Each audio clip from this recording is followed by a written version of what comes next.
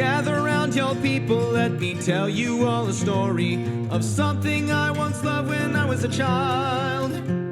It's a series of books that features a bunch of little feline creatures, and they live out there in the great old English wild. And it's all about cats, and they hunt and fight and spat, and they don't know words for things like people and cars. Now Jaron, Mitchell, and Toasty, your creators and co-hosties, are gonna tell you all about it, and then we can all be stars. They're gonna tell you all about it, and then we can all be stars.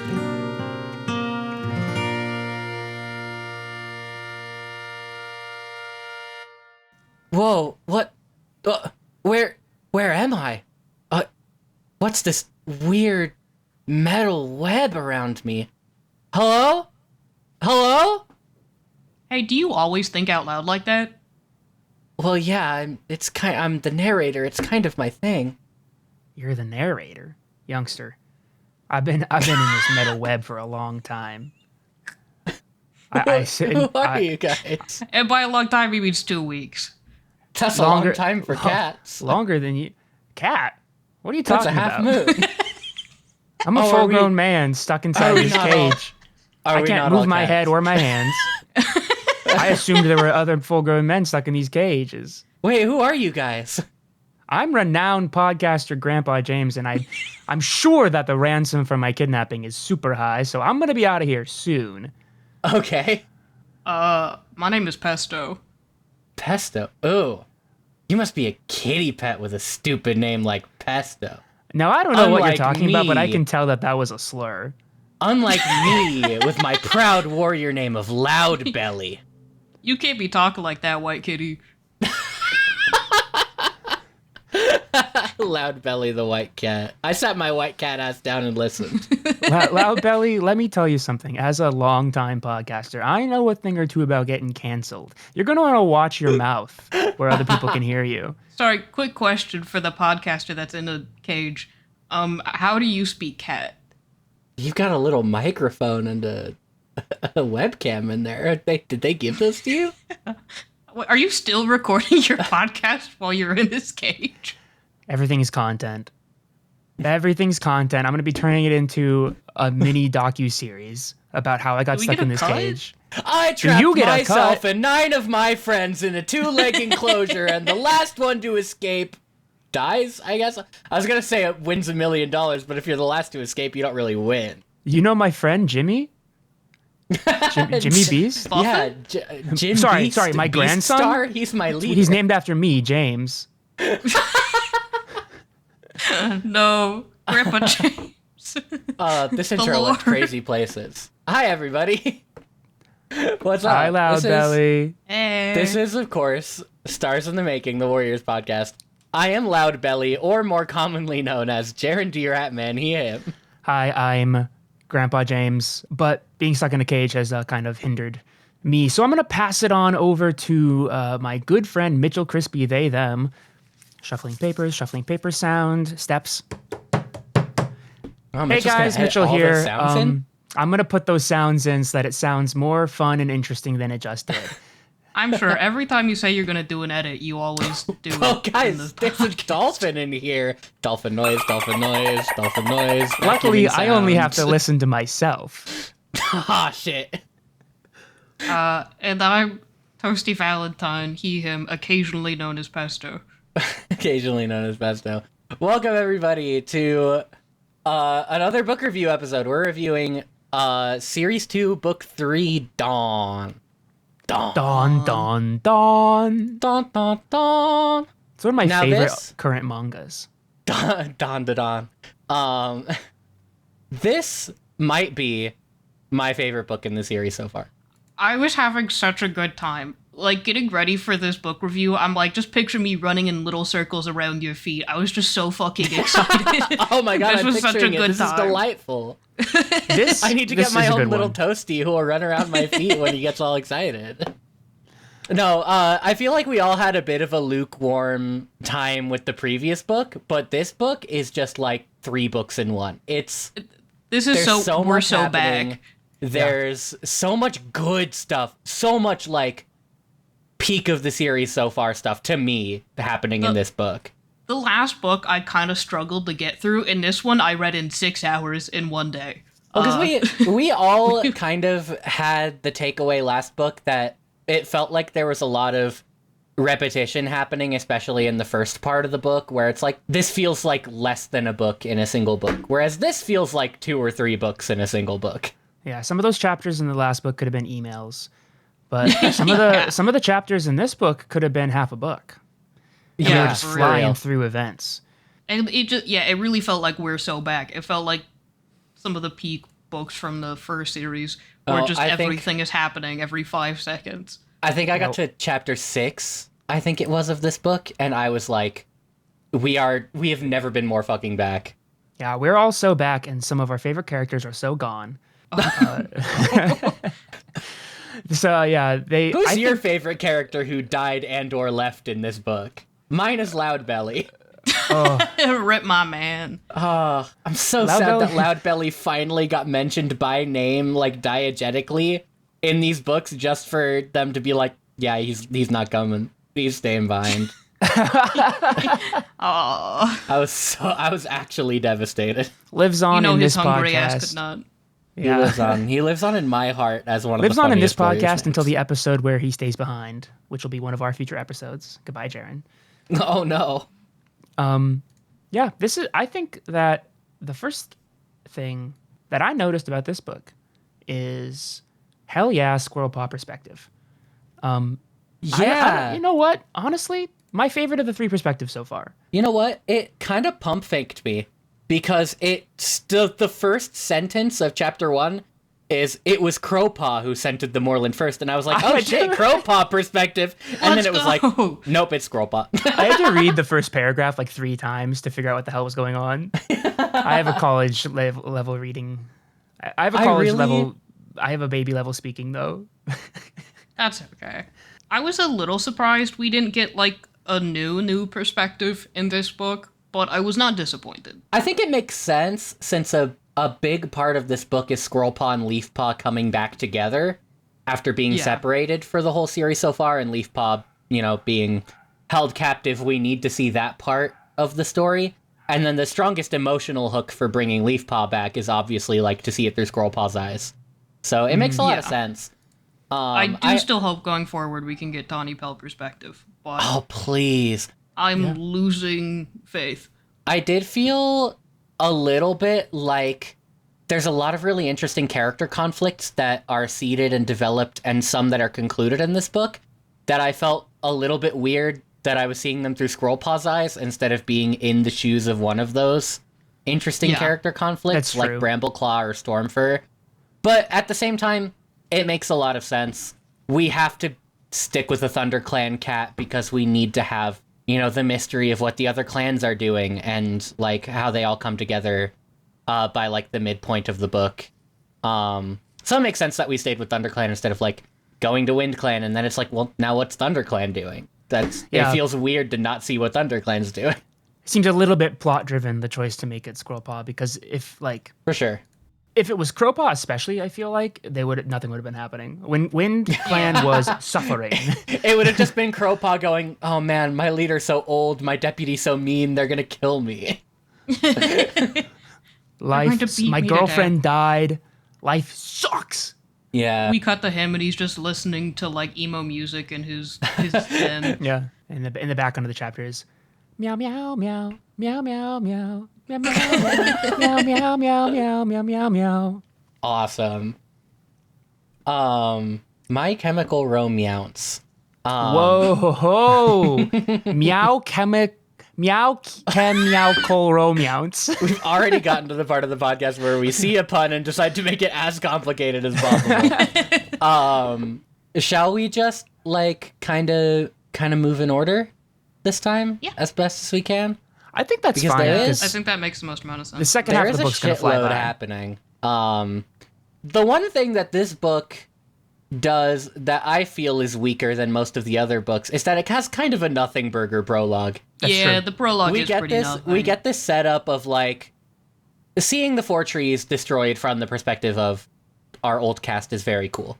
That I really did like, because like we spent 6 books with that cast of like Sandstorm, Greystripe, Firestar, attached to this gathering place, and now we're seeing it destroyed in their eyes, which I think is cool. Yeah. However, I thought there was going to be more of a mystery about where ThunderClan was, but then literally as soon as Brambleclaw and Squilp get back to camp, Cinderpelt shows up and is like, by the way, we left. By the by, we don't live here anymore. Yeah, nobody's here. The other thing that the prologue did for me was it was the first of many instances in the book where I had a hard time wrapping my mind around what the fuck the two legs are doing, because the map doesn't enlighten me well enough to what this highway is supposed to look like. The areas that they are choosing to tear up make no sense to me. I never even thought of that. I feel like it's kind of sporadic, and maybe actually they are just chasing cats. Like maybe they're like, hey, there's cats over there. Let's go fuck this area up. They really I guess, do seem to be just deliberately trying to harm as many of these cats as possible. I don't understand how they're tearing up Wind Clan territory, Four Trees, Shadow Clan and Thunder Clan territory, but River Clan territory is fine. It doesn't make any sense. They have to cross the river to do that. Yeah, I feel like it'd make more sense if they were like going through any of the two legs homes or anything, but it doesn't feel like there's any straight lines happening. Yeah, it's a What really is this road curvy gonna highway. look like? It's like a straight through Wind Clan, Four Trees, and Thunder Clan camp makes a bit of sense. You can kind of draw a line through there, but there's also like already a Thunder Path going that way. Yeah. The one that would make the most sense is if it was stretching from Wind Clan to Shadow Clan, which we do get the Shadow Clan camp destroyed. So, But they go all the way out of the way up there, but to Thunder Clan camp. Anyway, I just I wanted never to know even if thought you about guys. that. I'm so absorbed in the like our home's being taken. This is awful to even think about. Does this shit even make sense? Let's be honest. That's what I'm saying. I wish that it took me out of it a little bit. I was like, I had a general understanding that it's sad that the forest is being torn up, but because I kind of felt like it was just thrown in as a plot device whenever they needed danger around, that now there's a two-leg with its monster here also, I started to feel like I wonder if they're also putting up like homes or apartments or something. Yeah, I guess it doesn't have to all be. Maybe they're clear cutting the forest everywhere just because they don't want forest near the highway. But I'm like, it didn't occur to me because like when I picture like all of the clan camps in my head, it's like those old Minecraft like 4-corner maps where you fight against each other. Like they're all just right there with 4 trees in the middle. I don't picture the actual map at all. Yeah.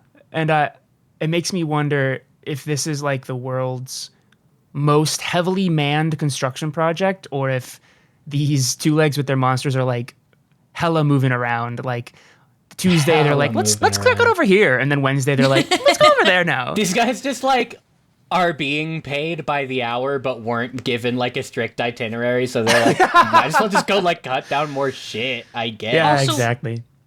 What construction project takes the time to capture cats? Like what? And then have like a little shed for them all to live in? Think What's about the deal that with either. I wondered if that was What's like going on? if they got animal control involved, because they were like, yeah, like when we're in our vehicles, we keep seeing all these feral cats everywhere. So like maybe we should do something about these cats before we continue with this project. I don't know. Yeah. Go ahead. I feel like the general approach to animals being somewhere for a construction project is to just carry on and ignore them. And if they get fucked up or killed in the process, well, that's their own fault, I guess. Like you'd think that the noise would just scare them away. Yeah. Yeah. Why were they poisoning those rabbits? Were they doing it to kill the rabbits, or were they doing it to kill the cats? It seems like maybe they were hunting cats. That's my new... We don't need to talk about that. Yeah. No, it's fine. But yeah, we finally get our main journeying crew has returned to the forest. They return through Wind Clan territory the same way that they left, and they run into some Wind Clan cats who take a while to recognize Crowpaw, because they make a pretty big point throughout this book of these cats were gone for like a month or more. they smell very different and they look very different because the traveling and hunting and these different environments have like trained their muscles in different ways, that they obviously in way better shape because they were eating than the clan cats who are all starving to death. I love came back wrong trope. I love that everyone is weary of them because they're just so different. Like, smell different, look different, probably act different. Taste a little different. Well, yeah, and their immediate reaction is also just like, you guys left, then shit got bad for us, like really, like unprecedentedly bad. And then you guys come back looking better than you left? What the hell? They're like, That's not cool. A lot of the cats, even in ThunderClan, are like pretty bitter about it. They're like, you guys abandoned us, came back, and you look more well-fed than everyone else. Yeah, well, it was a good way for them to give all the minor characters roles to play. A lot of minor characters do all of the complaining in this book, I feel like, voicing the reasonable doubts and angers at all the decisions being made. It makes the clans feel full again. Yeah, they haven't felt full in a while. All of the like jump backs to Leafpaw in the last book, even the first book of this series, were very much like the clans didn't feel full. It very much was like the first two books were kind of... It's a little similar to the first series, where the first series does a lot of character introductions at the beginning, and then it isn't until like past the halfway point that we start to be like, okay, what's Longtail thinking about in this situation? What are Mousefur and Frostfur thinking in this situation? We don't really get much of that until the second half of the first series. So in this series, it seems like the first two books were setting up, our journeyers, our overarching plot, and the Leafpaw, Mothwing, Hawkfrost, Sasha stuff. Mm-hmm. That is very obviously still going to be very important moving forward. Yeah. But now that stuff has all been sort of introduced, then now we can kind of look at what other characters are doing and thinking about. I mean, if I may talk more about overarching stuff before we get into specifics, I think the other thing that's really great about this book, I think it's the first time in the series where I don't really have any idea where it's going. Like, the first series, everything always felt like this is all building up to Tiger Claw and Firestar battling. Tiger Star, rather. This series, I kind of expected that the last book it would be like there would be stuff going on, fighting back, this, that. I didn't know what I expected, but I thought it would be prolonged. So at the end of this series would be them leaving and finding a new home and then settling. And then the next series would be like the first book in that new place. But we're going to get stuff in the new place. And like, that's all completely new and mysterious. Yeah, that's really it's very exciting. I'm imagining that a lot of it is going to be just, them getting used to this new territory, maybe some, territorial disputes and establishment of new borders, and whatever conflict comes from the more ambitious characters like Leopardstar and Hawkfrost potentially wanting more and seeing this move into the new territory as an opportunity to take more. Like, I felt similarly as Mitchell. I expected the journey and the debate of leaving the forest to take at least like 2 books or take a lot longer than it did, which is one of the reasons why I was so excited, was just how fast things were moving. Yeah, this book escalates insanely fast. That we wouldn't be getting dragged along through all of that. It's just so well paced. Yeah. Mm-hmm. For sure. Definitely a good choice to I feel like the conflicts do slow burn develop a little bit in terms of like getting all the cats on board to leave, but I'm glad that it happened within like half to 2/3 of a book instead of like an entire book or more, because there's only so long I can watch these cats suffer before I'm like, this isn't really fun to read anymore. I need to be moving towards something. But yeah, our cats return. They make a decision. They have this message from Midnight about like a dying warrior will show you the way. Go to the Great Rock, I think it is. And the dying warrior will show you the way to your new home. So they make a plan to meet at Four Trees, or what they find out is what remains of Four Trees, and bring their leaders with them, convince their leaders to come so that they can see the sign from StarClan.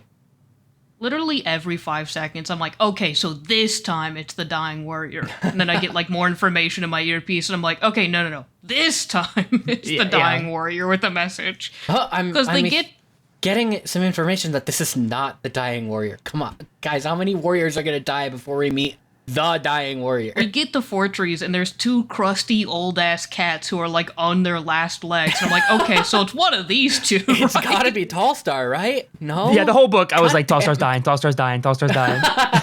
He's the warrior. I need Tallstar to live long enough for Mudclaw to die first, because there's no way I can deal with Mudstar for, like, 30 more books. Mudstar, that sounds please, like we need One Whisker as deputy, please.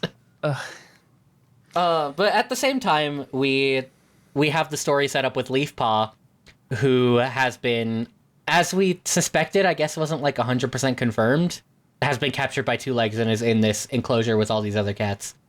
Which is a lot of... I kind of like these, like, little contained scenes. We meet Cody, the kitty pet, who's delightful. Best character of this book. Cody is such a fun inclusion to this book.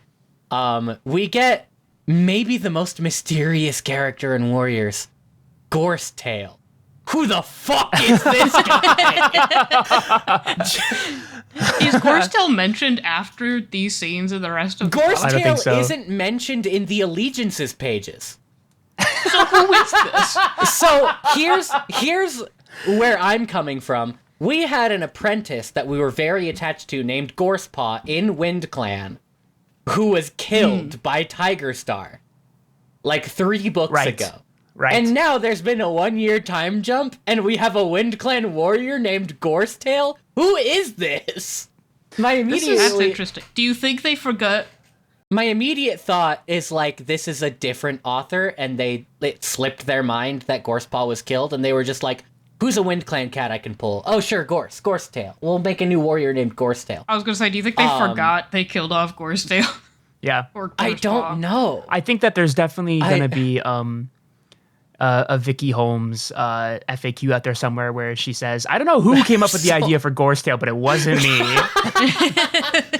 But it's like, yeah, Gorsetail is, like, in these sections and then doesn't get mentioned a single All right, let me go other look at the time. mistakes page on the wiki. Oh, please do, actually. Because, well, Gorsetail is also described as, like, a Tom with a tawny paw, which, first of all, is funny, because that's just the name of another person. But second of all is... They mean that he's got I a tiny think little tawny not paw with how, him. Hang on, now I gotta pull out my Series 1 book. Not how Gorsepaw is described? It's gonna take me too long to pull this book out. It's, like, way in the back. Good of the shelf. decision. Paw/tail is not mentioned in the mistakes page. This is so interesting. But Guys, there are please email us. so many mistakes. Brightheart is Who the mistakenly fuck is described Gorsetail? as having tortoiseshell splash fur when she's in fact ginger and white. Who is? Brightheart. Apparently they call her Yeah. a tortie, and she's not. Oh, that's so That's interesting. funny, dude. They love to just not really Hold look on. up there what their cats Rowan look Claw like. is once again listed as a she-cat. They keep misgendering this fucking cat. They're hinting that this cat's trying to crack their egg. First trans cat in a few books. But we also meet the actual, like, one of the most mysterious characters we met so far, which is Sasha. Sasha. I am so interested in Sasha. Yeah. I don't know if they make her interesting enough. Like, I feel intrigued towards her, mainly due to her connection to Tiger Star. Like unfortunately to anything- me, she just kind of seems like an accessory A little to bit, like yeah. Tiger Star's nefariousness. But I also feel like she has a strong personality. She goes to the clans and says, "Give me my children back." And then when they don't immediately say yes, she drops the bomb about them being Tiger Star's kids. Like, she's strong. She is willing to cause this conflict for the sake of getting what she wants, and I find that so interesting. Yeah. I'm so interested to know more about this character who, like, Tiger Star's secret other mate. I want to know so much about That her. is the one thing that I do think find that interesting about her. I think that her morality is very gray. One of the only cats in the book so far whose morality is, like, truly gray. You know, like, there's Leopard Star who's made some pretty big mistakes, but I wouldn't really call that gray morality. Sasha's, like, true neutral. Like, this is the first time that we're seeing a rogue as they describe it. And I think they mention this late, like, in the second half of the book. Like, they say, like, Sasha just cares about herself, and that's okay. You know, and Oh, go ahead. I was gonna say, I think I'd find her more interesting if she, like, stuck to her guns when the clans were leaving. It's just the fact that she's like, give me my kids back.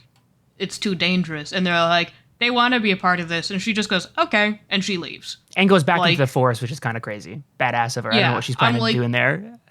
I think her love of her kids was interesting, but they kind of just drop her immediately. I mean, she may come back. Interested. And if she does, I will eat my hat. But I'm interested to see if she comes back in future stories or if she's only present in side stories. But either way, I'm very intrigued by her. I want to know more about her. I think that her presence in the cages is definitely the right place to be meeting her. The cages in general, I think, is strong because they don't drag it on too long. I was really glad that it was like, there's a few chapters of cage stuff and then they get rescued, because that could get boring really quick. That was a good decision on their part. But the time that they did spend in that cage, I thought was really well done. Like, the things that stick out to me about, like, the real interesting world building of this is, like, talking about the moonlight and the weak sunlight coming through the one tiny window, the way that they describe blood dripping down onto another cat from an injured cat above them. Like, all these things that you wouldn't really think about unless you're seeing being in a kennel from an animal's perspective. It like made me think about what it must be like to put, or, you know, when I put my cats in a kennel to take them to the vet or whatever, like what they must be feeling. Yeah, the writing in these books continues to be, like, very evocative and imaginative in that way, of, like, really selling the atmosphere of the situations that a perspective very foreign to ours, being, you know, little kitty cats. Just, like, doing a very good job at, like, evoking that atmosphere of, like, being a small, powerless creature subjected to, like, entrapment by beings way larger and more powerful than you is so cool. And it also is really frank. It's weird. I don't know how I feel about this. It's really frank about, like, the existence of, like, evil people, and it's actually a plot point kind of throughout the book because Cody is such an interesting character. Cody does a lot throughout the book to prop up the Leafpaw growth and characterization in ways that I really like. Leafpaw is, like, so desolate and feeling terrible in this cage, and Cody gets her to start taking care of herself again. And Cody, this kitty pet, has the energy to help convince everybody to try and escape. And Cody also loves their what do they call them? House. Yeah, house Cody folk. loves their house folk. But there's a fucking two-leg who abuses a cat in this part of the book. Yeah, like, what the hell do? They, like, push it into something sharp and it, like, almost bleeds out. It almost bleeds to death. And it's just very bracing to me that they would... I know that, you know, they kind of generally characterize two-legs humans as uncaring and not, like, thinking about the natural world or smaller beings. But that's, like, straight up animal abuse. And I get, you know, it does happen, I guess. There's people who don't mind hurting animals. And that was just not something I expected. So it really... See, the way I read the situation, what happens for those who have not read the book is one of the other cats named Cole, either kitty pet or rogue, they never really get much out of him, is he attacks the two-leg when he opens the cage to feed them. And what I thought happened was the two-leg instinctively, like, tried to push the cat back and, like, shake them off of them. And there was a bit in the cage that was broken that they were pushed onto. I think, but I feel, if I'm remembering correctly, and I don't have my book in front of me because I'm stupid, if I remember correctly, they describe the two-leg, like, pulls their hand back and then goes back into the cage to, like, get retribution on Cole. They, like, get away and then they move back to the cage, which is, like, a direct decision to, like, hurt this cat because it hurt you. Or, you know, maybe they didn't mean to push the cat into something sharp, but they definitely, like, they could have just walked away. It's a feral cat, dude. So it's just interesting that they're willing to push the boundaries of, like, because ostensibly every reader, even if we are identifying with the cats after 9 books of reading from the perspective of a cat, ostensibly every reader is in the back of their mind thinking, I'm a two-leg, right? I think that constantly whenever they mention two legs, personally. And so I just enjoy thinking about the way that it makes you consider your own your own relationship to the natural world and being smaller than you. I think it's the most interesting thing a two-leg has done, because two-leg's mostly just like shout. I went back and reread the paragraph. I was misremembering it. He closed the cage, went and stomped around, and then, yes, did open the cage back up to hurt Cole. So yeah, that's fucked up. That was malicious. That's an evil man. Yeah.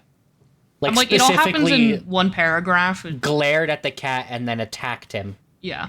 Like, it happens in one paragraph, so which is probably why I'm misremembering it and mushing it together. Because it's like one sentence in between him getting attacked and then attacking back. Yeah, I just remember it so much because it shocked me. I was like, wow, they're really pushing that boundary. Yeah. And it also... Yeah, we also don't really... Go ahead. Sorry, go ahead. I was going to say, and, I think it's important for setting up the character journey between Leafpaw and... I just want to say Cole now. Cody. Cody and Cole are too close. The journey between Cody and Leafpaw. We also don't really know what the two legs are planning to do with these cats. Yeah. Yeah, that is unclear. Because all we know vaguely is that they're collecting them, and then they start to leave. And that's when we get the big rescue scene that happens a little bit later. So we could assume that they're just, taking them off to, the pound, or animal control, or something. Yeah. But, they're taking them to the cat torture facility. This is also from the 2000s. Where they get to be as mean to cats as they want to be. I'm not sure when no-kill shelters became popularized, but, sometimes animals at pounds, if they're not, sometimes they get euthanized. Yeah. Anyway. Oh, my buddy Graystripe, you gotta be okay. There's no way that Graystripe's never in the... Okay, we should move on plot-wise. Imagine if Graystripe gets euthanized off screen. No, we're not going to think about that. Yeah, that's sort of the setup for Leafpaw across the next couple of chapters. Because then we get the clan cats slowly disperse back to their territories. Stormfur accompanies Squirrelpaw and Brambleclaw back to ThunderClan because he wants to tell his father about what happened to his sister. Very, very but rough moment. They get back to the clan camp and no one's there. But it seems like they're probably okay because there isn't signs of a fight. It seems like they've just evacuated. And that's when we get Cinderpelt jumps into the story. And they get to catch up, and Cinderpelt takes them to Sunning Rocks, where the rest of the ThunderClan cats are at. Yeah, real Deus Ex Cinderpelt moment. Or maybe it's Cinderpelt Ex Machina. Thank God she was there. What would they have done if she didn't happen to be there? Where would they have gone? I mean, I imagine that they probably would have just continued looking around the territory, but it might have taken them a while to find... The territory's not that big, but... They do that meowing cats do when they're locked behind doors. Exactly. Just the pitiful wailing. Or whenever my cat Clover has a toy in her mouth. Where's my clan? Yeah.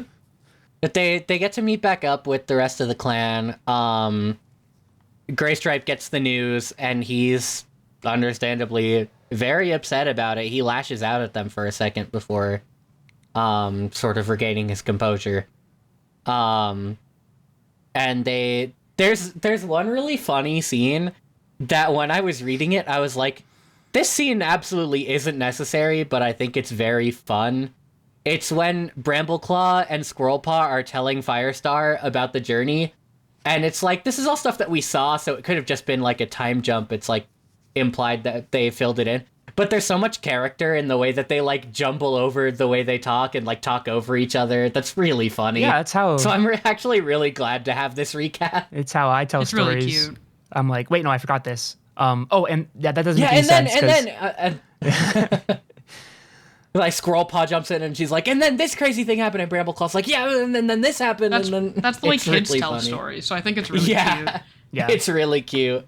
I think I wrote that down in my notes. I was like, this exposition feels a little bit unnecessary, but it's so full of character that I am okay with it. Okay, I just said that's how I tell stories, and then Toasty said that's how kids tell stories. That's how kids and people with ADHD tell stories. It's also how grandpas tell stories. That's how we talk about the books on the podcast, because all three of us. Yeah. Until I go, we should get back on track because we're barely through chapter 4 and we're half an hour in. Oh, God.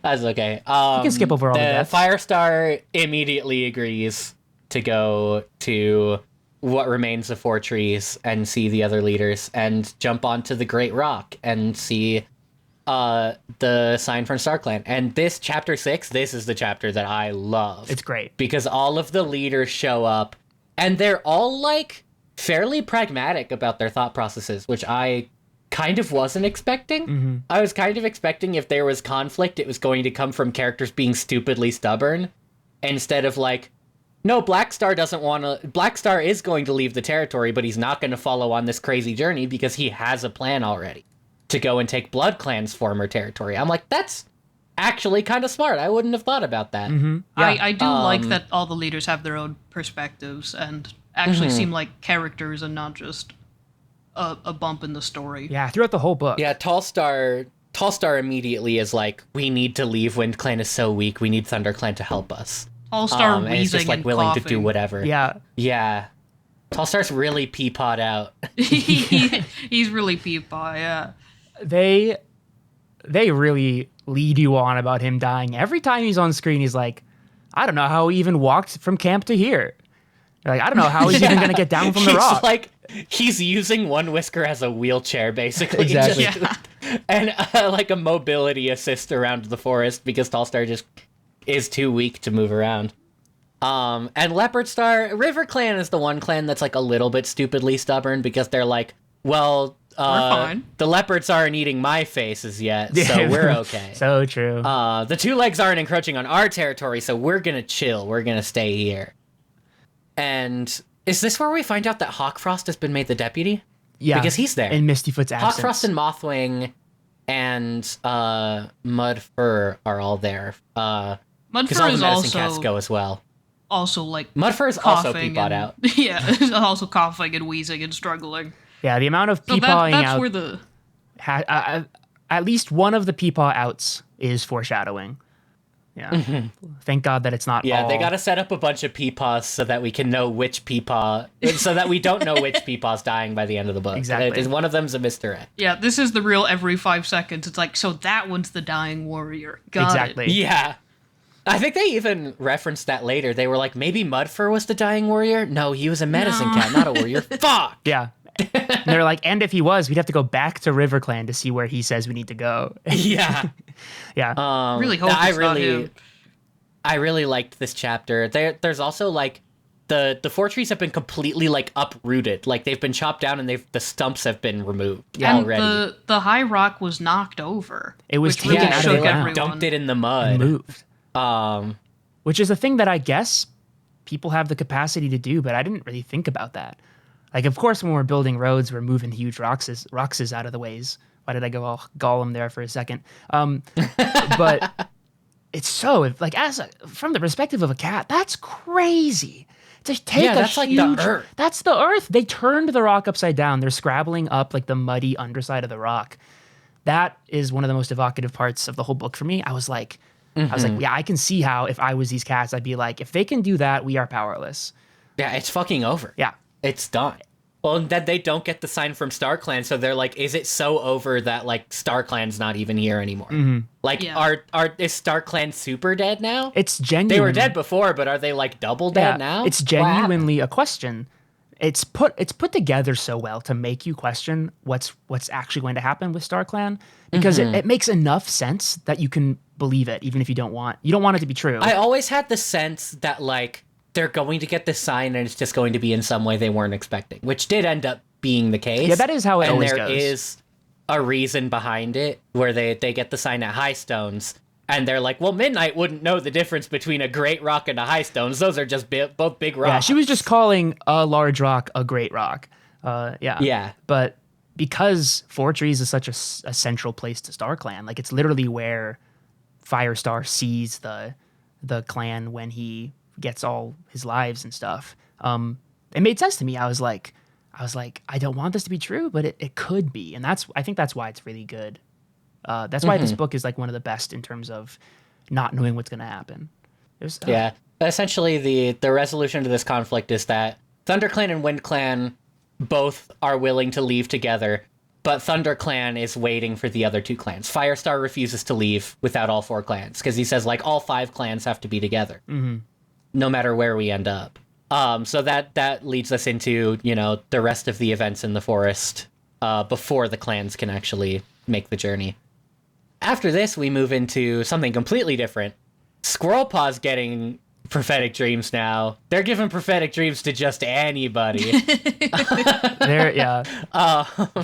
prophecy runs strong in Firestar's blood. I also find it really funny how often they'll be like, oh man, what if Firestar and Cinderpelt are mad that StarClan talked to us instead of them? It's like, Firestar spent the entire last series getting dreams instead of the leader in Medicine Cat. I think he'll understand. Yeah. I think they're just happy to have any side from StarClan at this point. Yeah. We got some real people pleaser cats here who think that people will be mad at them all the time. Squirrelpaw has a dream where Spotted Leaf takes her to where all of the clan cats are being held. And then when she wakes up, she tries to get like other cats to help her, but Firestar's not around. Truepaw's being unhelpful, and eventually she gets Sorreltail to come, and they meet up with a gray stripe patrol. They meet up with a gray stripe patrol. One of the many. One of those classic gray stripe patrols ThunderClan's always doing. They meet up with Gray Stripe and they do this awesome rescue mission. I loved this part. Really great. Yeah. This like little kitty cat like fighting the two legs as much as they can because they can't do that much. But if I was a construction worker who, for some reason, part of my job was also to wrangle cats, and I just get my legs all scratched up, I'd be like, fuck. I would also have been like, fuck this shit. Like, they can run away. Like, these cats can like organize. What is happening? These cats are unionized, man. I gotta get out of here. They've got the people power to do it, the kitty power. I said in my notes that this was like straight out of Over the Hedge. It's So just true. like all of the little forest critters teaming up to fuck over the human, or like the end of Open Season when they all fuck over the hunter. The end of any insert animated any movie about animals. Fantastic Mr. Fox, whatever it is. Yeah. Great time, except for the part where Gray Stripe gets left behind. He sacrifices himself to free Brightheart, who is the last of the cats left behind. Very noble sacrifice. Brightheart is worth it. Oh, I'm so sad that Gray Stripe's gone, though. He's taken away in a monster. And I knew it was coming because I remembered this being a major plot point from when I was a kid, but I wasn't ready for it. I love that guy so much, and now he's gone. The polycule is broken. The polycule is broken, and Firestar's fucking devastated. And boy, about do it. they not He's stop like, talking about how it's broken. Gray Stripe is ThunderClan's deputy, and like naming another deputy is me admitting that he's dead. Yeah, he is. I can't marry again. I'm still in love with my my dead wife. Like my kidnapped boyfriend. Exactly. It reminds me of when they had to leave each other briefly when Gray Stripe went off to River Clan, and they're just like that, like 2 pages where they're like, "You can't go." Yeah, the most like heart-wrenching scene.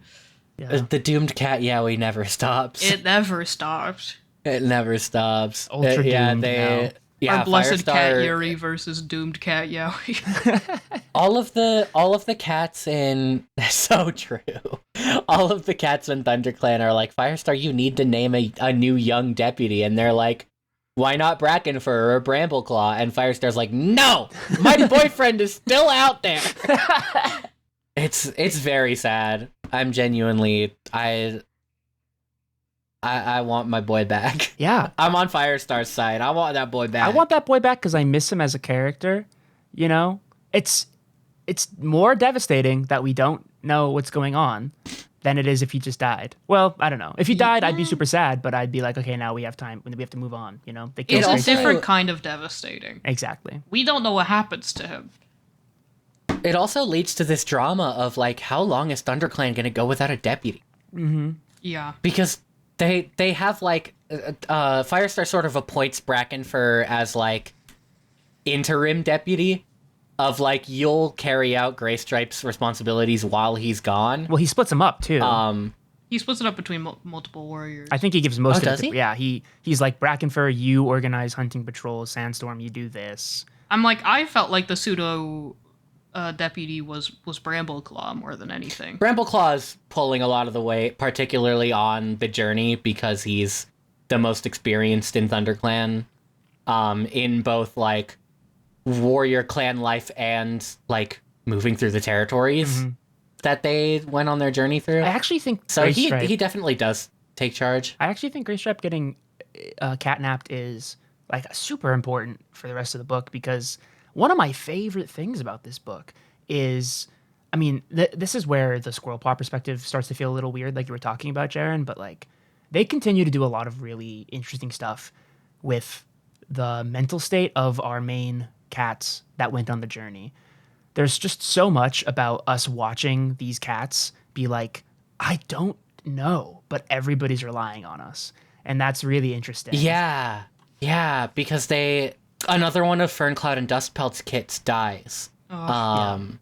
This mid part of the book is so basically they only have death one. time. Yeah, this whole like the next 10 chapters are just like bad things continue to happen. The journeying cats are still trying really, really, really hard to figure out what to do.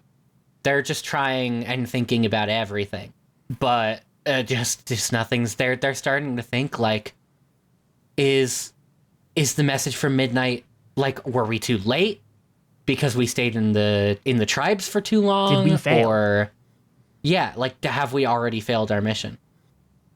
This is when we get my thank fuck Firestar is a smart character moment of they run over to the Firestar's leading a patrol and they run into Sasha in ThunderClan territory. They don't know who she is, so they chase her off. But they take one step over the RiverClan border and fucking border camper Hawkfrost shows up. Does this guy do anything other than sit at the ThunderClan border?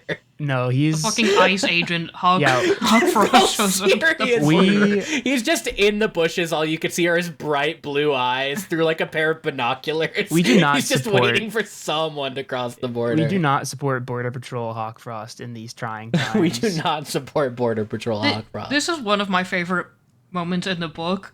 Firestar standing there just like, to us out of nowhere goes, so Tiger Star is their father, right? And it's like, damn, dude. And this is where like my interest in Sasha begins, because she just goes, yeah. She doesn't try to cover it up or hide it. Like, she knows about Firestar. She even says, I've heard a lot about you.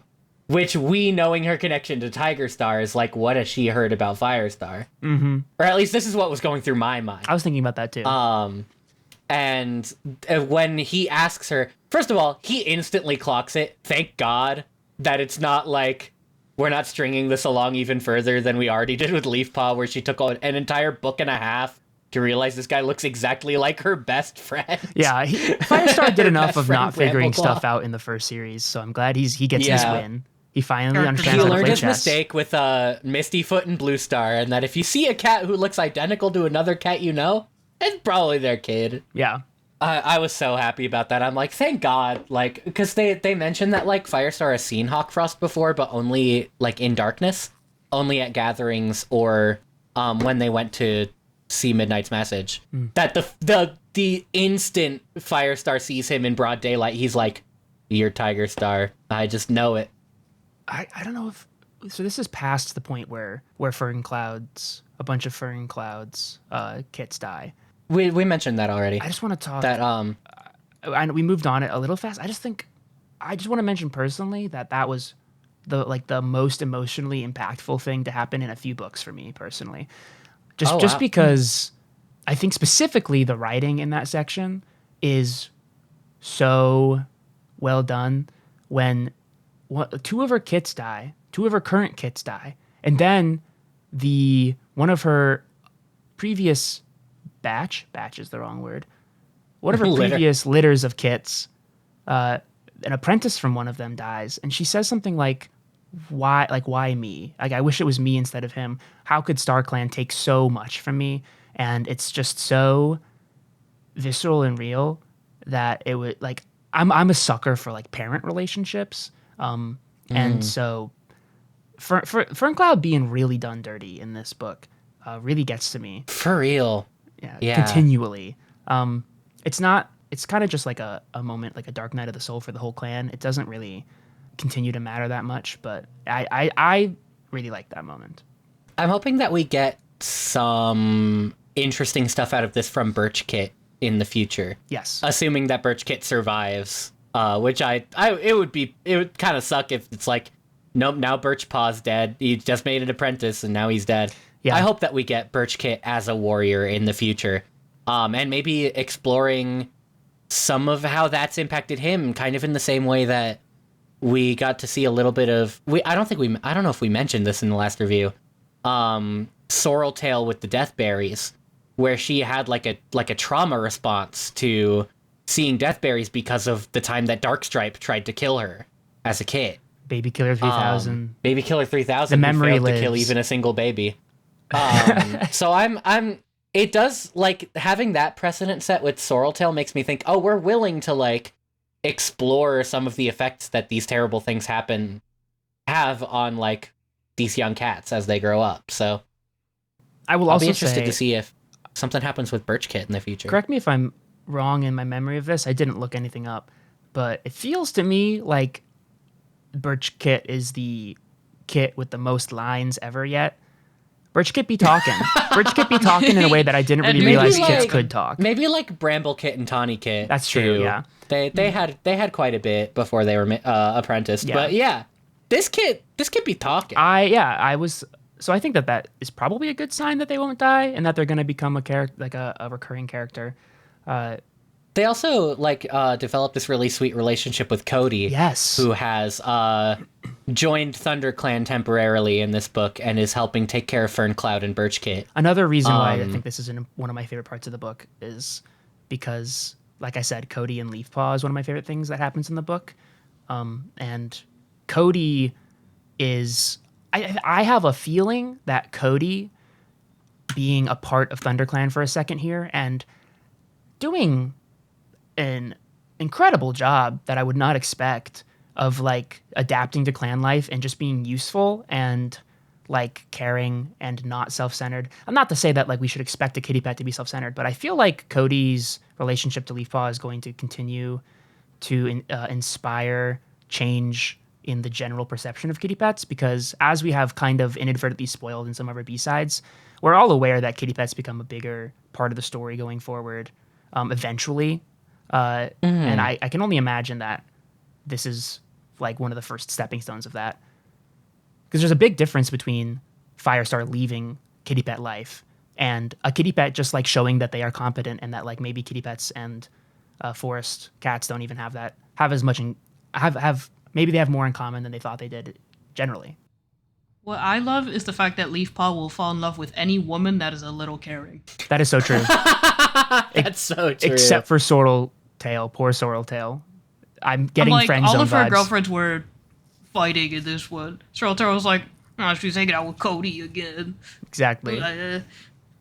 I also really like Cody as just a kind of a bridge between the kind of like Mitchell said, between the kitty pet and clan life, where we have a character who's like, I've spent time in the clans, I understand it, it's not for me, and then goes back. But like, not just like those forest cats are so scary, I can't go in there, it's so dangerous. But like, she understands the danger, she sees it firsthand, and she says, you guys are cool, this is not for me. Yeah, I appreciate you offering me a place in this home, but I have a comfortable life, and I'm kind of like Ravenpaw, where it's like, I have a comfortable life now, and I'm not ready to give that up. I'm paraphrasing a little, but she's like, you guys have to fight for everything. For food, for shelter, for peace, for safety. Like, there's never a time where you're just kind of chilling. That is not a life for me. Yeah, she says, I like to know where I'm going to sleep at night. I like to know that my belly will always be full when I need it. And honestly, she's so fucking real. To talk about characters being pragmatic, you know, a lot of the conflicts in the first series were people being obtuse. But like every character who makes a decision that's difficult in this book, you kind of get it at least. And Cody's definitely one of those. Yeah. I like that they don't describe her as like selfish, because I feel like the past narrative was that kitty pets are selfish because they're not like living their life the way StarClan would want. They're selfish and dumb and lazy and stupid. They're like no, that's where she should be. Like, that's okay that she left. And it's not also an interesting decision. Yeah. It's so cute. Little guy. There's also an interesting little connection between Cody and Firestar in their mutual friend of Smudge. Smudge mentioned. Let's Smudge fucking mentioned. go. Smudge tells stories about Rusty. Yeah, early in the book, Cody's like, you must be one of those scary forest cats that Smudge has told me about. And Leafpaw's like, well, my father used to be a kitty pet, but now he's a forest cat. And she's like, your father must be the one that Smudge always talks about, because Smudge said that he had the brightest orange pelt he'd ever seen. And I think that that's really... And when those two characters finally get to meet, and Cody's like, he doesn't look much like a kitty pet, and they're like, he had to work really hard to get where he is now. Yeah. And it's just... It hits me in the heart, because I love that first series of books so much. Yeah, so, yeah. like, it's nostalgia baiting me who read these books last year. Yeah, me too. It's at once, it is both a really good, interesting moment of expanding the world by referencing things that we thought were never going to be important again. So expanding by reminding us of what's already been done. And also the entire book is a little bit Marvel, everybody coming out of the portals in some ways. Mm-hmm. I mean, not quite in an egregious way, but I did every time that like something was tied back, I was like, another box ticked. I was like, another mention. Or we're getting them all. We're getting them all. I enjoy it because it makes the first series feel like it still matters. You know, so many books like this just like kind of throw out the past. And so having stories be told of our previous characters, and it's like, oh, we know that. We read that I one. was there. I was him. He was my focal character. Speaking of an Avengers, everybody coming out of the portals moment, we find out that Shadow Clan is under fire.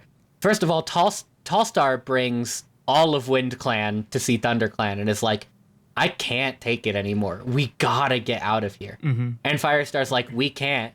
Tawny Pelt shows up and is like, our camp is being destroyed. We need you all to help me. There's a really interesting exchange between the two of them that I think gives us a little bit of a glimpse into how Tawny Pelt and maybe the rest of Shadow Clan feels, where Tawny Pelt says, do it if for nothing else but the Thunder Clan blood that runs through my veins. And Firestar responds, we're going to do it for Shadow Clan. Beautiful not moment. For the half of Thunder Clan that lives there. Incredible. Which I love, and I want to explore Tawny Pelt so much. I want to get in her head. Firestar sticks to his guns on his stance and his morals about the situation. Yeah. Good and like leader. he acts a bit apprehensive to Tawny Pelt a few times in this book, but at the end of the day, Firestar is, he was named Fireheart after how caring he is. Mm-hmm. So he's not going to just say, well, Shadow Clan, you're fucking on your own because you said no to leaving. He's going to be like, no, we will help you because we are all suffering. Like, this is not a problem that escapes any of us. Yeah. And this was the next moment. I'm like, so now the Dying Warrior is happening. Yep. Because Now the Tallstar's Dying like, Warrior we're is coming happening. with to the battle. Yep. And Brambleclaw is sent off to fetch River Clan to ask them for help, and they end up coming as well. So we get all four clans teamed up versus the Two Legs, just like we've always wanted. Yeah. Although in my imagination, they had a little bit more power on their side. This is mostly trying not to die. Yeah, they cannot fight the Two-Leg monsters. All they can do is get, the queens and kits and elders out of the camp before it's completely destroyed. And that's finally the point where Black Star is like, we'll go with you, because clearly being near the Two Legs isn't going to help us. Because they would have been living in Two Leg Place, which is still not a good place for them to be, despite it being, like, kind of a good idea to be like, oh yeah, there were a bunch of cats using a territory that are now gone. There is a territory, like a vacancy there that they could fill, but... Yeah. And Firestar says something like, you still want to live in Two Leg Place after you've seen what they can do? I did have the feeling, I was like, well, you're aware that they're not doing this over there, right? Like, they already got the houses. The Two Legs also, like, kidnapped and abused a bunch of these cats. That's true, so, yeah.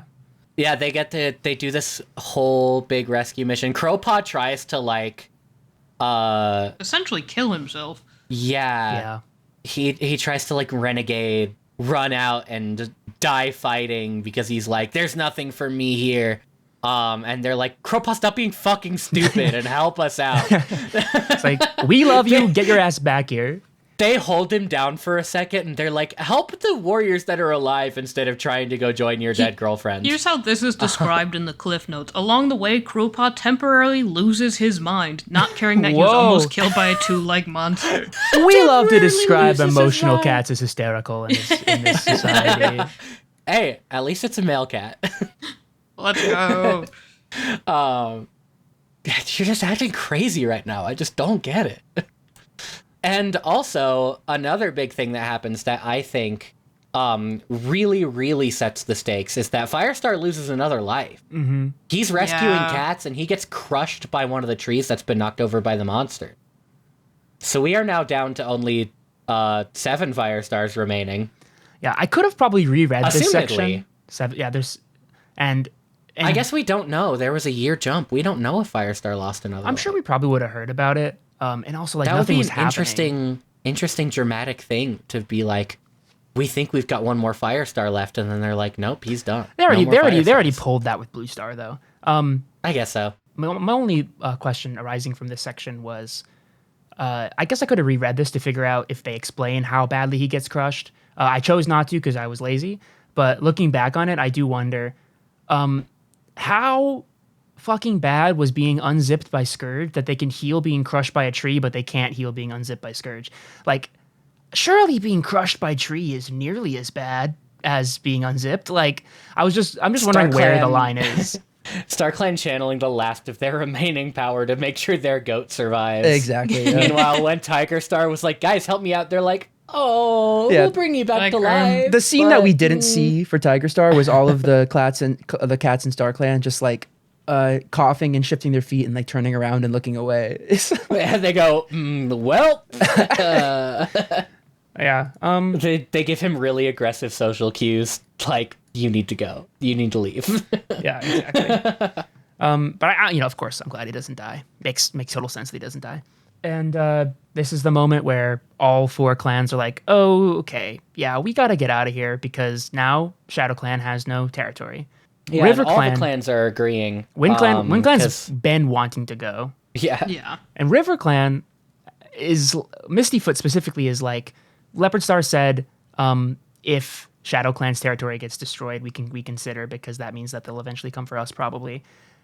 And on top of that, our goat Squirrel Paw, I can't believe any of us ever called her dumb, the only person to realize that it's strange that the river is so low because lo and behold, turns out the 2 legs have been diverting the water. The river is going away. There's less fish. And River Clan's just been kind of pretending that that's not happening. So River Clan is now not only admitting that they're low on food because the river's going away, but Shadow Clan's territory is gone. They're like, maybe it's time for us to go too. Yeah, it's like, there's one moment where they like talk to Stormfur across the river, and they're like, river's getting pretty low, huh? And he's like, it's just a dry spell. And they're like, it's fucking raining right now. What are you talking about? It's been raining. This river should be crazy right now. I think that, like he says, it's just a bit dry, and Squirrelpaw's like, not that dry. Yeah, so all 4 clans are on board. They still don't really know where to go, though, because they haven't gotten that dying warrior sign, despite all of the warriors who are dying. Yeah. I think this is where they start really relying on our old band. Yep. Yeah, because the old band is like, what are we gonna do? And they eventually decide. Well, first of all, we get a lot of cats that decide that they're staying behind because most of the ThunderClan elders. So that's like Frostfur and Speckletail. Mm-hmm. Is that the 2 of them? I thought there were 3. I think there's only 2. So there's Longtail. Longtail, who's just blind but not old, and he tries to stay Longtail is behind. convinced to come with them because Firestar's like, you're still young, you still have a life ahead of you, you still have ways that you can contribute to the clan. You need to come with us. We forgot to mention Shadow Clan is temporarily staying with ThunderClan before they head out. Yeah, that's true. So anyways, it's Running Nose, Frostfur, and Speckletail that have decided to stay behind. Mm-hmm. Yeah, and also Loud Belly. Yeah, Loud Belly from Wind Clan. It's honestly crazy decision. This moment kind of got me. It didn't make me cry or anything, but I was like, wow, that is also like there's just so much heavy stuff. It's sad to let these characters go. Like they're not dead, but it's like you know what I thought about immediately. I want a spin-off. Yeah. Well, I guess some more context is they decide to go. Then Mothwing comes running to the place where ShadowClan, to Sunning Rocks, where ShadowClan and ThunderClan are both, waiting to leave, and is like, okay, Mudfoot's actually going now, is actually dying, because Mudfoot's been like Mudfur has been on their last legs for a little bit, and earlier we got a scene where Mothwing's like, please, Leafpaw, come help. I don't know what to do. And Cinderpelt and Leafpaw both go help and just like check out. Oh yeah, this is a great scene. And Mothwing, because we've seen Mothwing be this character that is not confident in herself and doesn't think that she's a good medicine cat. And they get there, and Cinderpelt's like, what did you give them? And she's like, she rattles off exactly what you should give these cats. And Cinderpelt's like, I wouldn't have done anything differently. And I just love I'm getting chills thinking about it now, because I really love Mothwing. Mothwing and Leafpaw pull a lot of the weight of characterization for me in these books.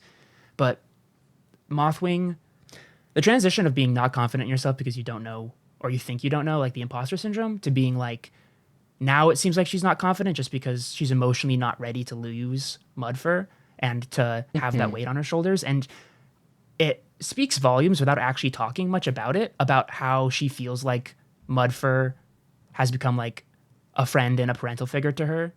And like, you can tell that she really loves Mudfur and that this is hard for her. So it's very hard hitting all around. But then when she's finally dying, she invites the rest of the clan back.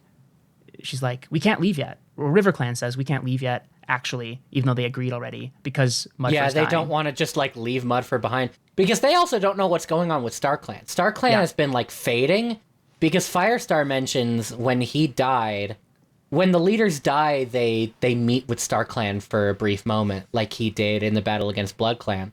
And Firestar mentions he's like, they were there, but they were faint.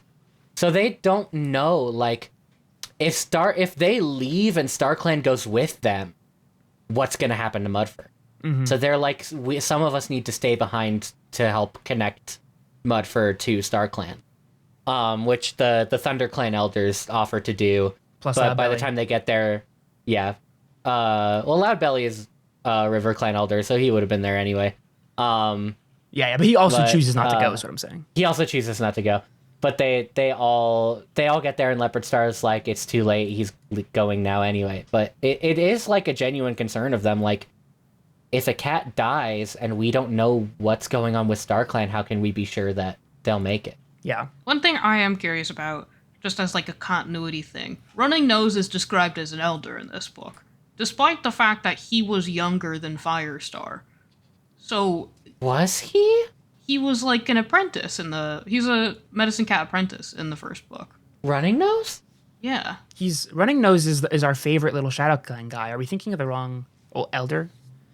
Oh, Running Nose goes with them to check on Mudfur, but I don't think Running Nose is one of the people trying to stay behind. He's just also a medicine cat. I think Running Nose was Yellowfang's apprentice. Yeah. But then Yellowfang was driven out of ShadowClan. So Running Nose was... But also, we don't know, like...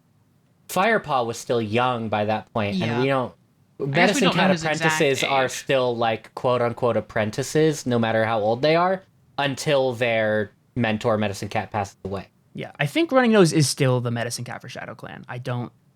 no, it's Little Cloud now. It is Little Cloud now, yes. Little Cloud was Running Nose's apprentice, but Running Nose retired? Didn't know that's a thing medicine cats could do. My one thought with his illness. One thought before we move on is when all those old cats were like, we'll stay and do the vigils and stuff that Mudfur needs. My thought was, can you imagine being one of these elder cats? Like 4, I think it is, elder cats staying behind to do this. Knowing, like, what are they, like, they're just going to keep each other company until they die off one by one. And then the last one is alone and nobody's going to do rights for them. It's crazy. Just very intense. Yeah. It's very sad. I want to see, like, a short story about these elders where it ends with the last elder dying and the others from their group from StarClan coming down to sit vigil for them. Yeah, something like that. Yeah. That would be so beautiful. Because I'm pretty sure they say something like, we'd rather die under the stars where we know StarClan is than wander off and die where we're not sure they're there. Yeah. Yeah. Like, it's very tragic. Mm-hmm. Tons of tragedy in the middle of this book. Oh, there's also Shadepelt. Shadepelt is another elder from River Clan who decides to stay behind. Shadepelt doesn't matter because we don't know them and their name also isn't funny. Yeah. So They don't get the loud ones belly that matter privileges. are Frostfur, Running Nose, Loud Belly, and Speckletail, who are either cats we know or have funny names, or in Running Nose's case, both. The cats who stay behind all get their vigils done by the StarClan version of White Claw. So true. White Claw mentioned, tick it off.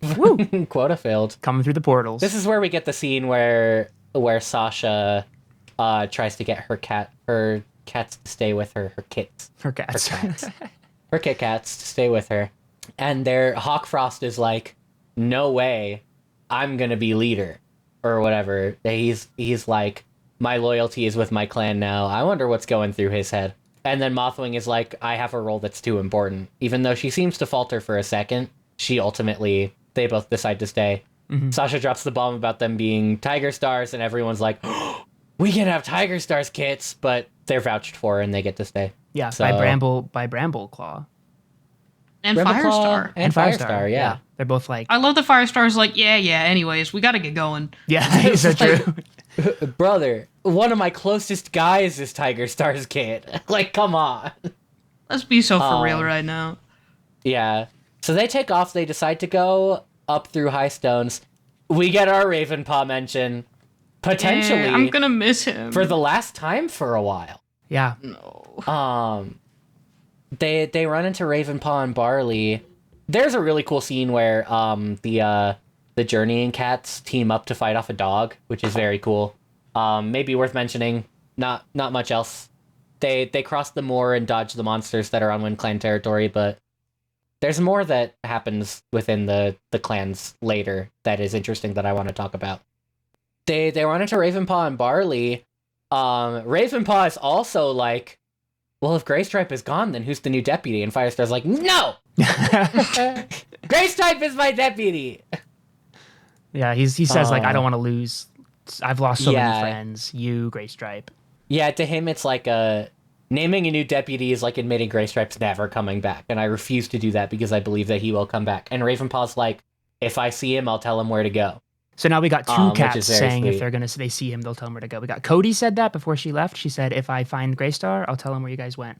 And Ravenpaw too. Greystripe. Whoa. He became leader of leader of Two Leg Place. of the Kennel Cats, yeah.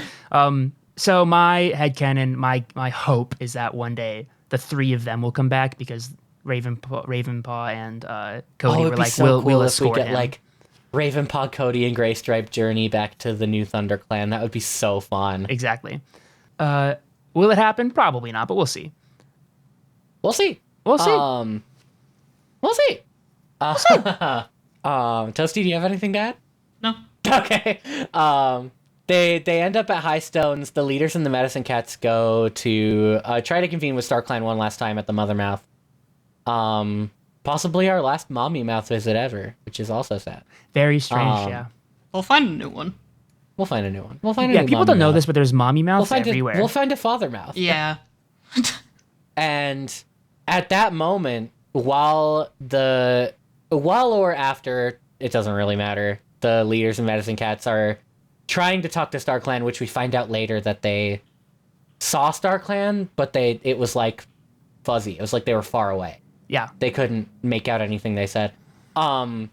The 5 journeying cats are talking about what to do, and they finally see it. The dying warrior, who, by the way, I'm headcanoning as Feathertail. Yeah, makes sense.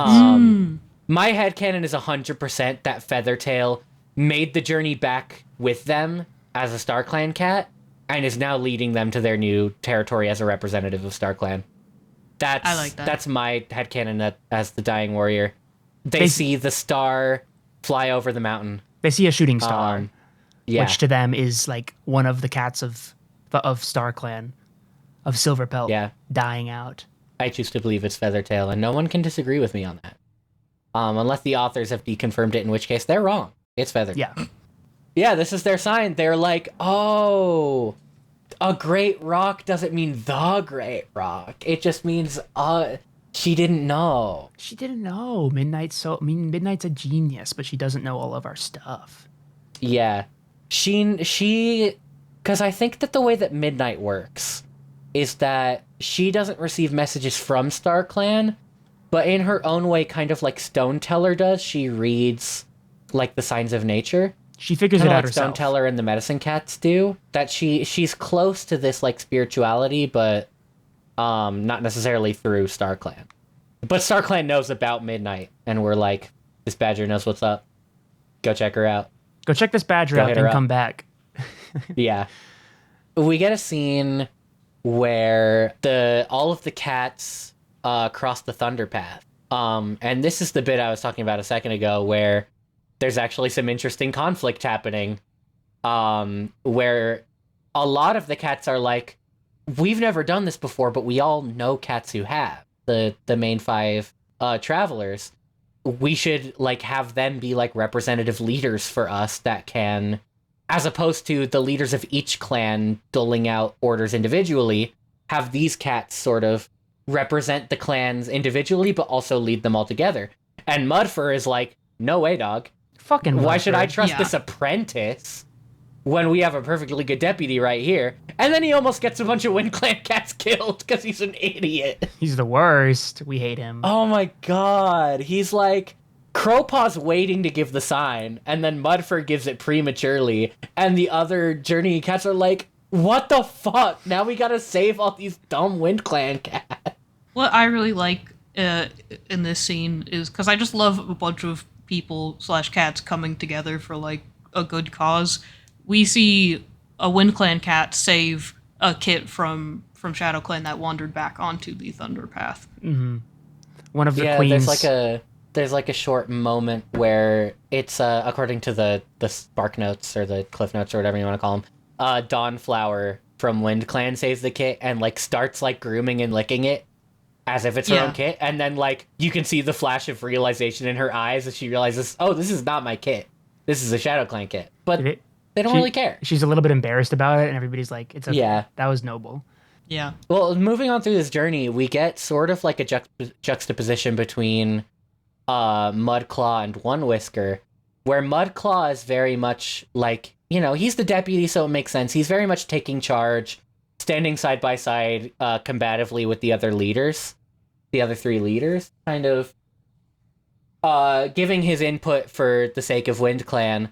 Just because he's not good at it doesn't mean it's not his job. So, yeah, I've had plenty of jobs I'm bad at. But One Whisker is in the back constantly helping their actual leader make this journey.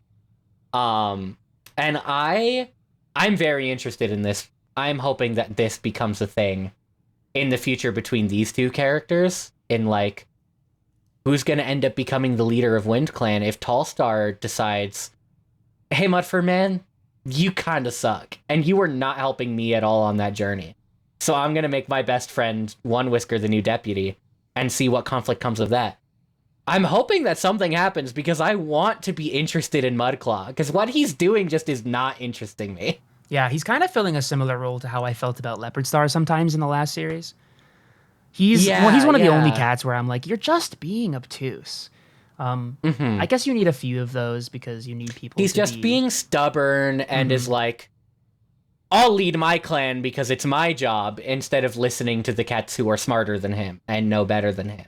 Whereas, you know, the other leaders are very, very much more willing to cede to their representatives in making these decisions. Mudfur very much is not, and it's having an effect. I'm very interested to see if that thread continues to develop for the rest of the series. They continue to find 2 legs in their monsters as they're crossing the moor to the mountains. 2 legs and monsters and dogs and all this crap. And then they end up in the mountains, which is so insane. I was so this excited. This massive group of cats like crossing these crevices. Some Oregon Trail most vibes. Successfully. Because I was a little worried the initial journey wasn't going to end up meaning anything, and they're going to be going in like a completely different direction. But I'm so happy they were going back through the mountains. Yeah. Yeah, definitely. This journey, or this book, does a lot to help out the last 2 in retrospect as well, because like the journey for the original 4/6 cats, the 4 intended cats and their 2 companions, it was like justified in being like, you all were 4 clans, now you're 1. But now we also have additional like logistical justification of these cats have done this before. Mm-hmm. And if they had just all come all at once, they would have been all scrambling and panicking over each other with no one to help guide them. It's the building of the leadership roles. This is where a lot of it, I think I mentioned this earlier, like there's a lot of Brambleclaw being like, I don't know, but I got to step up. And Squirrelpaw helps him through that. Stormfur also is like being like, I know what the fuck I'm doing. You got to listen to me when they're in the mountains. So like on the journey over, our original band come together and be like, we really got to like watch out for people. And so they have like 2 of them at the far edges and then some of them at the back to just keep watch for every cat, which is just so cool. It's really cool. And they also mention a bit later that them going back to help the tribe with Sharptooth ended up being very important because they had to go back over the mountain and it would not have been safe for like 60 cats to cross the mountain with a fucking cougar on the loose. Yeah. Tearing them to shreds. Or if they had a bad relationship with the tribe, both of those things would be bad. That's also true, yeah, because the tribe, while they're in the mountain, their kits keep getting carried off by eagles. Almost. Luckily, no more kits get carried off by birds. No more kits get carried off, but there are attempts. There are attempts. They stop them all. And poor Smokepaw, the Shadow Clan apprentice, falls to his death trying to cross this, like, precarious crevice. Yeah, classic rocks fall out from underneath him. Not his fault at all. Like, really terrible, harrowing things are happening. But then, finally, they run into Talon, and other cats from the tribe of Rushing Water who are like, you guys are fucking insane for making this journey with, like, kits and elders. If we don't help you, you will all die. And so they help them, which is very sweet. And this is where the rest of the book feels pretty good. Like, good things start happening. Yeah. It's the falling action, I think. Yeah, well, Stormfur gets to reunite with his lost love. Very shortly lost love. They get to, like, visit Feathertail's grave, and there are a lot of really interesting exchanges between the leaders and the medicine cats with Stoneteller. Leafpaw learns new herbs. Stoneteller is like, I want to meet with your healers, so Leafpaw takes him over to the leaders of the clans. Leafpaw gets to, like, see the tribe of Endless Hunting for a second. Mm-hmm. She just, locks in. She takes a nap in their special place. What in the... That was insane. I thought that was crazy. It was, and there's definitely some connection between the tribe ancestors and the warrior clan. Like, for sure. That they, like, Leafpaw can just be like, hang on, let me lock in for a second. Yeah, I hear the dead cats. What? Yeah, to quote Cinderpelt at one point, I've always known you had a connection to the spiritual cat realm in a way that we've never seen before.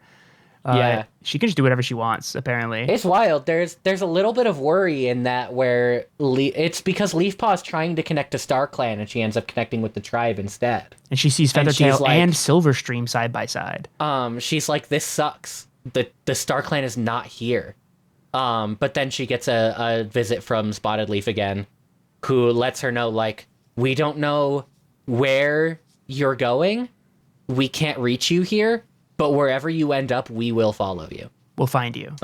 Which is very reassuring. Mm-hmm. Another nice moment. And then moment. They have a little party. They have a feast, which is crazy. This is One Piece vibes. It's One like Piece vibes. all the bad stuff is over. Let's freaking party and let's get some, like, catharsis at the end of this storyline. The kits of the tribe of Endless Hunting. Or the tribe of Rushing Water, sorry. The kits of the tribe of Rushing Water invite the kits from the clans to go hang out with them while they eat. The kits are like, can we? It's super cute. Let's go play. My only thought was, like, they describe this as a celebration, but they just kind of eat, which is what they would be doing anyway, which is pretty funny. Yeah. Because they're cats, they can't, like, throw a party. Yeah. In this, we get a really sweet moment where Tallstar is finally naming Crowpaw a warrior. Yeah. And Crowpaw requests to be named Crowfeather after Feathertail. Really so and good. I teared up at this, man. I did that too. one got me. I love this little guy. Crowfeather, you're real. You're real. I expect big things from him. He's so resilient. He's been through so much. I love him. Just a cat with a really strong combative personality, but also a very strong emotional core. I really like characters like that.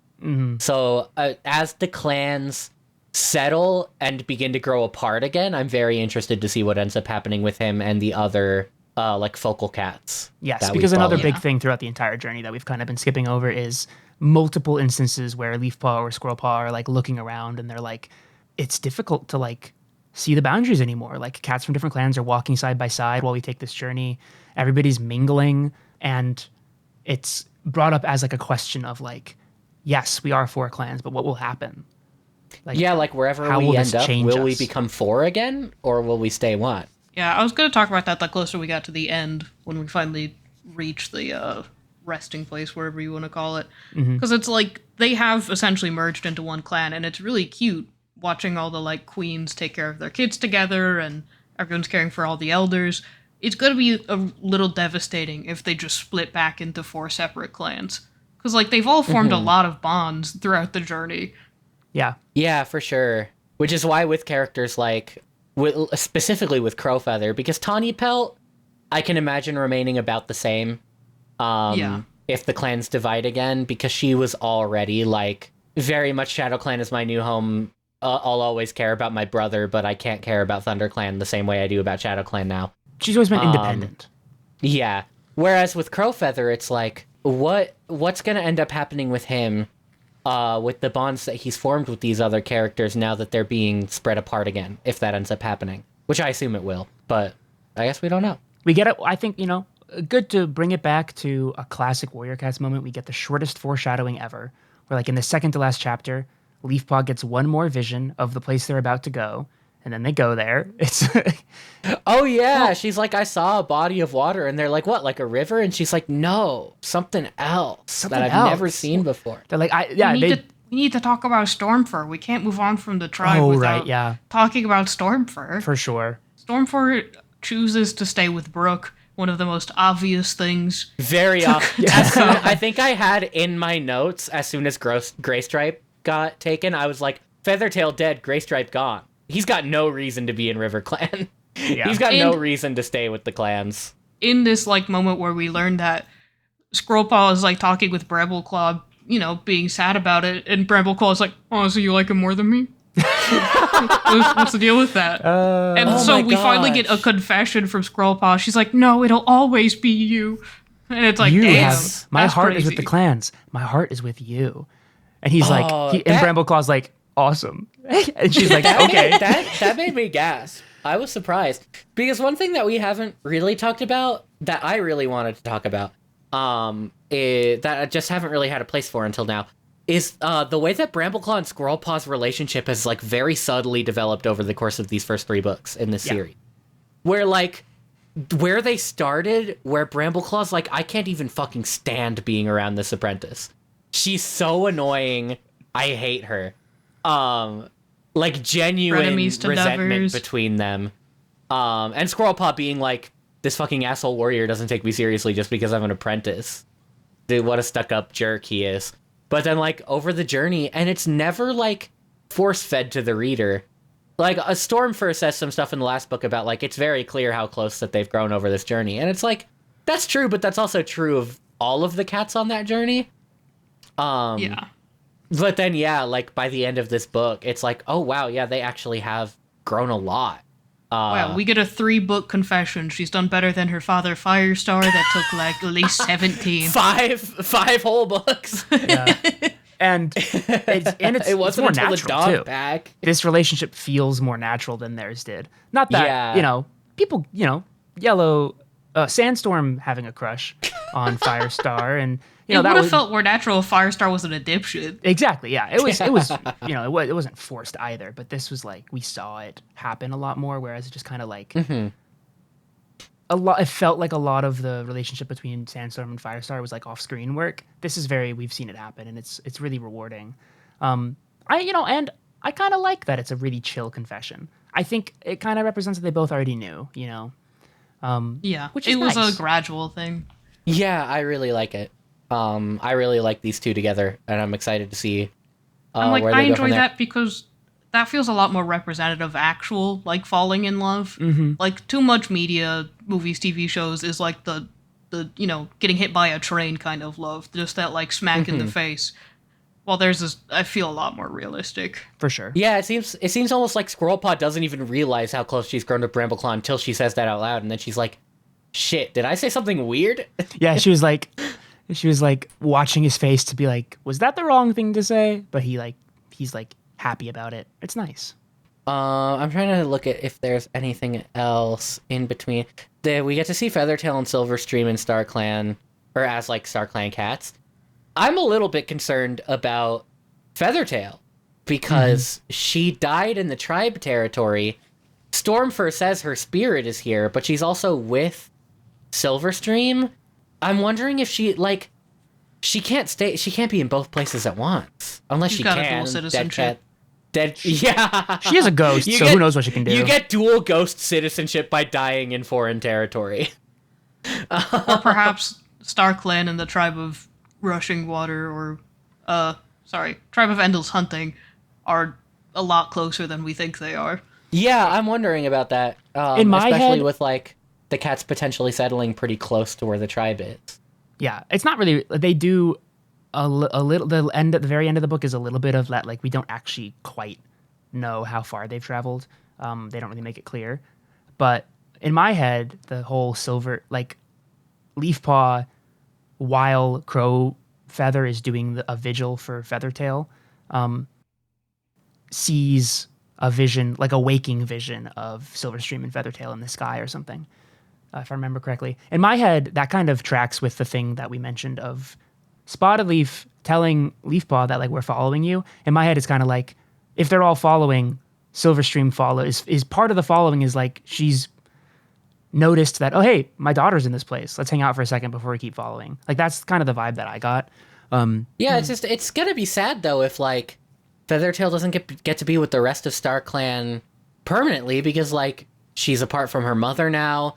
She's apart from where Crowfeather is. But then if she goes with them to their new territory and leaves where the tribe is at, then she's not near her brother. I wonder if she just goes back and forth. Maybe I'm overthinking this. They get her on maybe weekends. Just a little bit. Yeah, the tribe gets Feathertail on weekends and holidays. Oh yeah, the book we don't have an epilogue in this book. Interestingly enough, we had an epilogue in the last two books, but this is just chapter 25. Ends out this book. Is this the very, very first book without an epilogue? I think it is. No, but there were no epilogues in the first series. It was a new thing right. they started doing in the New Prophecy. But we had an epilogue in both Midnight and Moonrise, but not in Dawn. So I guess they'll just do it whenever they feel like they need a stronger dramatic hook to pull you into the next installment. Like maybe it's because the third one is sort of a conclusion, while the first two have a bit more of a cliffhanger. Yeah, it's like a mid-series finale. Yeah, this book's full of mystery. We don't really need extra mystery at the end.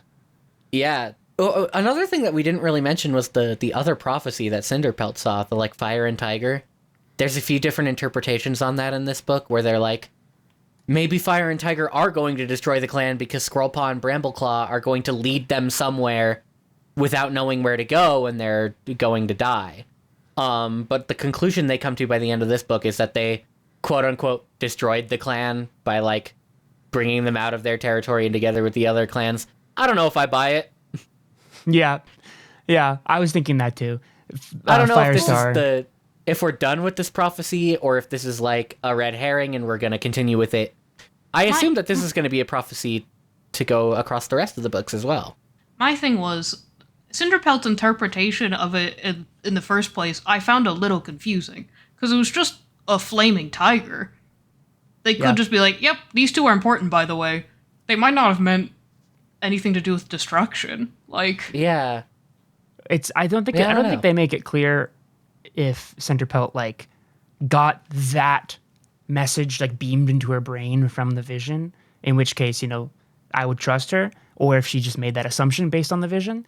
Either way, I think that I can't think of any examples. This happens to me all the time, but I feel like it's kind of a trope. Like I've been expecting the whole time that like destroy the clan means like destroy the traditions of the clan. Like everything's different now. Like it's not really ThunderClan anymore because it is. Are they one clan? What's going on? And that's what they mean. And then Firestar says that.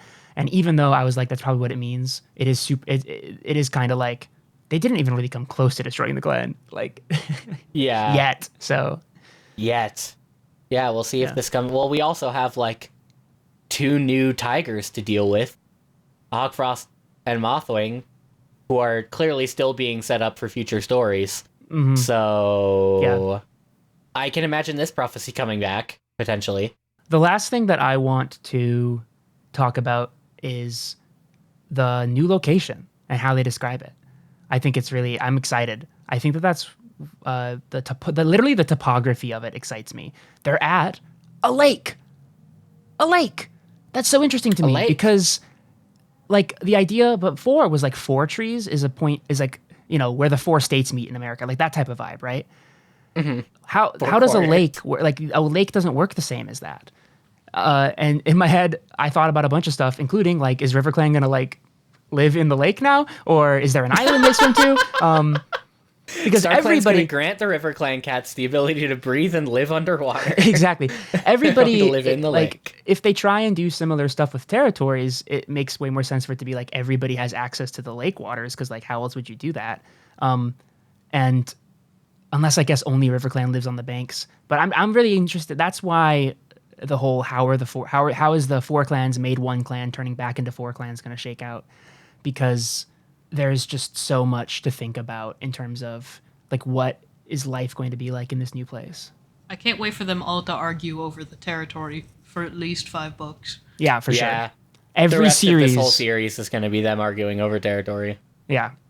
I hope not, because this one was great, and that would be a little bit boring if you ask me. I hope they find a new Sunning Rocks for ThunderClan and RiverClan to constantly be fighting over. They're going to do that thing that, like, they're going to do that colonizer thing where they're like, this is new Sunning Rocks. Everything's just new, old, what we had. This is new 4 trees. Exactly. Here's new owl tree. Yeah, I'm just very excited. I like this book a lot. I loved this book. Like I said, probably my favorite of the 9 that we've reviewed so far. There's just so much to love in this book. I'm afraid of recency bias. I'm afraid of that a little bit, but also, like, thinking about Forest of Secrets and A Dangerous Path, that were, like, my 2 favorites from the first series, they're not really, outside of, like, Tiger Claw, they're not doing much that this book isn't doing either just as well or better to me. I really like this one because I love the trope of a bunch of people coming together for one cause. Mm-hmm. Mm-hmm. Like, I find it very sweet and interesting. And it's done in a much stronger way than it was in Darkest Hour as well. Yeah, for sure. Which also had, like, kind of a gradual joining of the clans in a similar way, even in a similar order, with, like, ThunderClan and WindClan join up, and then RiverClan, I guess it was RiverClan and ShadowClan were swapped, where RiverClan was like, we'll join, and then Blackfoot was like, fucking fine. I guess I'll join you too. Yeah, this book is fantastic. It stands incredibly well on its own and also does a lot to retroactively make me feel better about the past 2 books, which is a strong feat. And a good thing for a mid-series finale to do, I think. Yeah, it's why they're a series. It's like... Yeah. Yeah. The first few episodes of a season of TV might be weird, but you watch them all. It feels much more like a series than the first 3 books of The Prophecies Begin do, which is also probably just because, like, they weren't planning on more books when they wrote the first one. Mm-hmm. And then they got more books, so there's a little bit less interconnectivity in the storytelling. But it's fantastic. I'm loving this. I'm loving series 2. Let's do what we always do and rate the book. I'm going to give it 9 out of 10 paw prints. I'm going to give it 10 out of 10 broken apprentice necks. We forgot to talk about Swiftpaw getting killed. No, I mentioned it briefly when I said... You did mention it. Yeah. Funny thing about that, I forgot that happened. And then I re-listened to the audiobook, and I was like, I was so hung up on Smokepaw and the 2 kits nearly getting carried up by eagles in the mountains that I completely forgot Swiftpaw died. Yeah, Swiftpaw was a pretty big dude for a while. He was in it. Yeah, crazy stuff. Toasty, do you want to rate the book? No. Okay. I really appreciate you sticking to your guns and not doing our bullshit. I mean, yeah, I don't have a joke or anything funnier to say, so. Well, yeah, that was a good one. Anything to plug, guys? Not really, no. Go to your local library and ask them for any books about cats that they have. It's never too late to start learning. A plug that's also homework. I also have nothing to plug, really. I'll plug getting involved with your local organizations to help marginalized communities. Just like how the clans help each other, we should all be helping our neighbors. And that could be going to your local library. That could be a lot of things. But, look up what's important in the city near you and do some nice things for your neighbors. Get organizing. We all need to be supporting each other in these times. I guess I can plug us. If you like this podcast, go follow us on social media. We're on TikTok, Blue Sky, and Instagram. I'm posting clips from the episodes and just like some extra stuff, like a silly little bookmark I drew. If you're interested in seeing silly little bookmarks I drew, go follow us on our social medias at WarriorsPod, PAWD. And if you want to reach out to us, let us know what you think of the books, of the show, of whatever. You can leave us a comment on YouTube or Spotify. It helps us out. It helps the algorithm push us to more Warriors fans, which is always the goal. Or if you have more in-depth thoughts that wouldn't fit in a YouTube comment, if you have suggestions for future episodes, feel free to email us. Our email is warriorspod, PAWD, @gmail.com. We read all the emails we get. We love hearing from you guys. Alrighty. As per usual, you can find me on Twitch at twitch.tv/alittlebittoasty. I stream a couple times a week. And I'm on every other social media at ittybittytoasty. And if you want any official podcast merchandise, you can check out my Etsy, which is also ittybittytoasty. Nice. Woo! Thank you guys all for listening. If you like this podcast, please check our spin-off podcast where we review everyone who was peapawed out. Uncle, we'll review every grandpa, and where Grandpa James was ranked may surprise you. It fucking pissed me off. Shut up, Grandpa James. Get out of here. So respect your elders. See you next moon. Until next moon. Until next moon.